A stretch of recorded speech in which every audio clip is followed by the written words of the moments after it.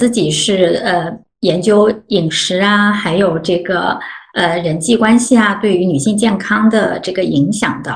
然后，所以我想接下来问一些跟饮食有关的一些问题。第一个就是关于您在书里面写到了苏打水啊，对女性的危害是很大的。那我们知道现在有很多的饮料啊，里面其实都会有这个就是有这个气泡，为了增加更好的这个口感嘛。所以我想了解一下，就是能不能具体介绍一下关于苏打水的这个危害？ That's actually really interesting. So in the English version of the book, I think I said that soda is bad news for women. And I appreciate the translation to extremely harmful. Here in the United States, people are more likely to drink soda than water. And that has been linked to an increased risk of metabolic disorders, of diabetes, of obesity, of insulin resistance. And in some ways, a very high level of sugar consumption is also really harmful to the endocrine system, to your hormonal system, because all the hormones work together. And so if one hormone like the insulin is out of balance, that has a cascading effect on other hormones as well. So the entire endocrine system can be a little bit in a flux. I think another danger of relying on soda is that very often there's a lot of sugar hidden in soda. There's artificial substances which are not good for you, for your overall health. And sometimes there's even caffeine. So it is really important to know what you're drinking. And I think a lot of people underestimate the importance of hydration for brain health. Wouldn't you say? So the brain is 80% water, is the one organ with the highest water concentration of the entire body. And the brain is extremely sensitive to dehydration. So every cellular reaction that takes place in the brain relies on water as the medium. No water, no energy. No water, no protein synthesis. No water, no neurotransmitters. So even very little dehydration, like a 2 to 4% water loss, can result in neurological symptoms like dizziness, fatigue, headaches, migraines, sleepiness. So it's really important to appreciate that water is not just fluid. Water is nourishment for your brain.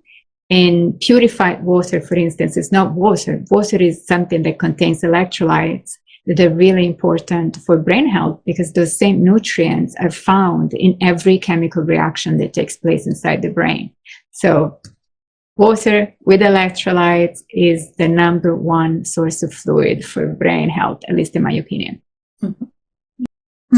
刚才其实提到了关于咖啡因的话题啊，那我个人也非常爱喝咖啡啊。现在其实有很多人在他的工作中，或者每天早上起来可能第一杯就会喝咖啡。那么对于女性健康来说，咖啡是可以喝的吗？或者说我们在喝咖啡是什么样的量可能会对于大脑健康来讲会更合适一点呢？因为我们也发现就是研究会有不同的这个观点啊，比如说有一些观点会认为咖啡它可能对我们的这个消化系统啊，或者说它会带来一些比如说抗氧化的这样的一些效果啊。那从大脑健康的角度来讲，我们该怎么样去摄取咖啡呢？还有茶啊，再加上茶这个因素，这个饮料。Well, I'm Italian, so I'm certainly partial for coffee. Yeah. So caffeine is a very interesting nutrient, and it's important to, I think, appreciate the pros and cons and strengths and limitations. Right. The most important functionality of caffeine is to improve blood flow. And anything that improves blood flow to your head and also stimulates your receptors so that you're more alert will feel good in the short term and the long term. When it comes to brain health, and specifically Alzheimer's protection, studies have shown an inverted U shape relative to the dosage of caffeine. So if you drink no coffee, there is no protection against Alzheimer's risk.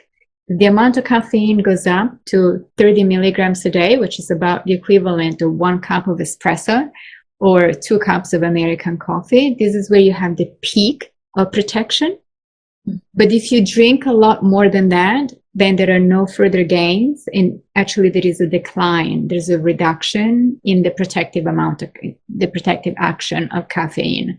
So that's something to think about. So yes to coffee, it can be helpful, but moderation seems to be important as well. And especially for women who are approaching midlife, unfortunately, we do know the sleep gets disturbed, and many women have trouble sleeping starting at the age of 35. And that gets worse after menopause and after age 52, 55. There's a strong decline in our ability to have a good night's sleep. So that's something to keep in mind when it comes to caffeine, that the half-life is about 6 to 8 hours.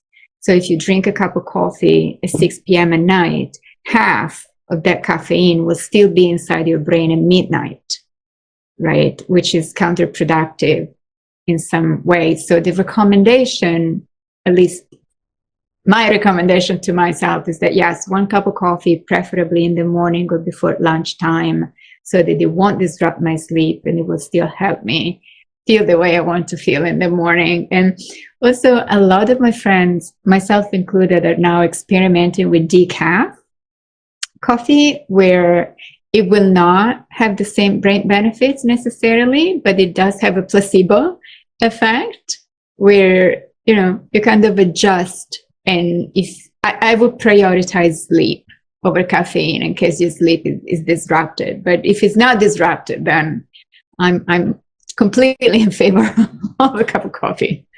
And tea, I didn't mention that, but green tea actually is a fantastic source of antioxidants.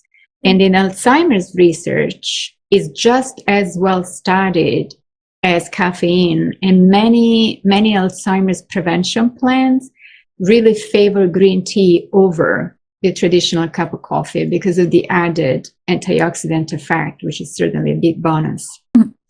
那我们下一个问题其实是关于酒精啦哈，就是我们知道就是其实从饮食或者营养的角度来讲，那个我们很多建议就是说要戒酒哈，但是我们日常生活中可能会有一些女性，比如说她会比较爱喝酒啊，然后不管是红白葡萄酒啊，或者是啤酒，而且因为工作压力很大，好像小酌一杯也是一种放松的方式。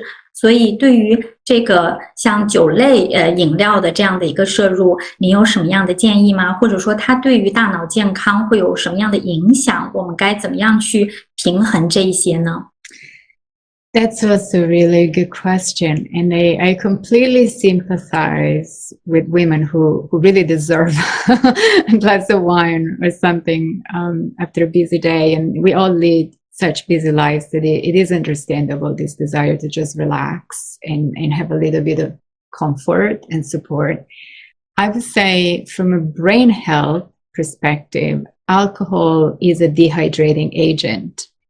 And the main functionality of alcohol is effectively to dehydrate tissues, right? So in the spirit of keeping our brains hydrated, I would try to reduce the amount of alcohol. I personally don't drink any alcohol at all.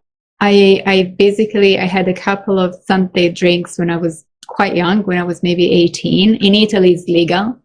You can drink when you're 18 years old, but the time I was like 20, that was it. I was done. I haven't had a drop of alcohol since. But I know that I'm very, very unusual in this regard. However, I will point out that a drink here and there is totally fine. And there's really no downsides to that. There's also no upsides, right? There's no study showing that alcohol is actually good news for your brain or in terms of protecting yourself against neurological damage. So that's something to keep in mind. There are other drinks that are just as pleasurable and do not contain alcohol. And the other thing, I want to say something else about alcohol, and now I forgot what I was saying. Oh, alcohol is a risk factor. Like consistent alcohol consumption is a risk factor for breast cancer. So that's also something to keep in mind. So many women are scared of hormones and hormone therapies, but it is important to put that in context, that actually the risk associated with hormone therapy is much lower than that of drinking 2 glasses of alcohol per day. So if you choose to drink alcohol, then what you said makes a lot of sense. Drink something that also gives you nutrients, like a good glass of red wine that comes with resveratrol, which is an antioxidant nutrient. White wine less so. But I would also say, why not try pomegranate juice or noni juice, which are much higher in antioxidant content, and they could be helpful as well. It could be like an alternative, something to try out, like a mocktail, that includes some of the good nutrients as well.